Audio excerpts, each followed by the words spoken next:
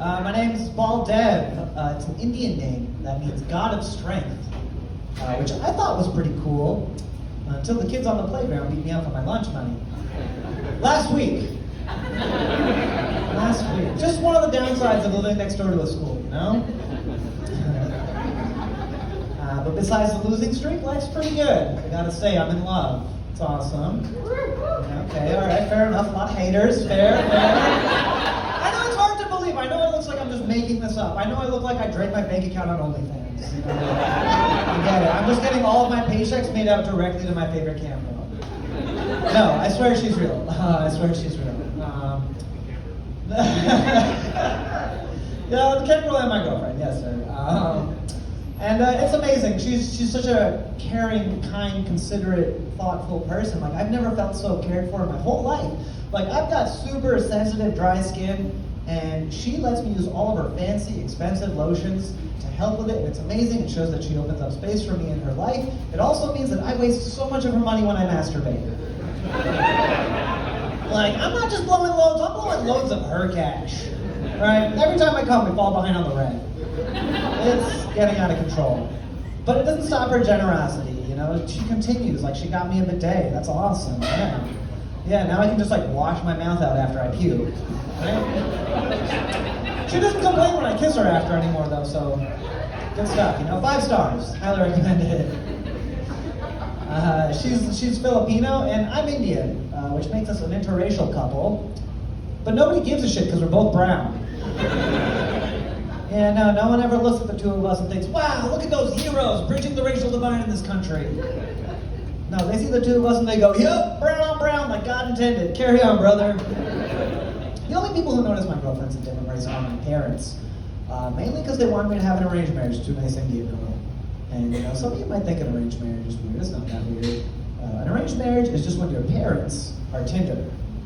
Right? So instead of me telling everybody through an app that I love tacos and adventure, it's just my parents telling your parents whether or not I'm a doctor. Right? What, he's a comedian with a film degree? This is not a good match for a Harvard-educated daughter, swipe left.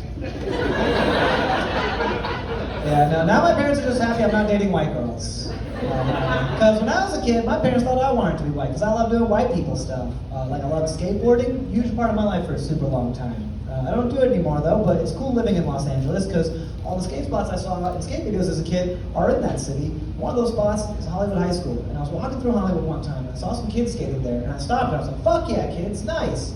And then I realized that in my head, I'm just admiring the younger generation of skateboarders at one of the most iconic spots in skateboarding history, and to everybody else on the sidewalk, I am mouthing fuck yeah at school kids.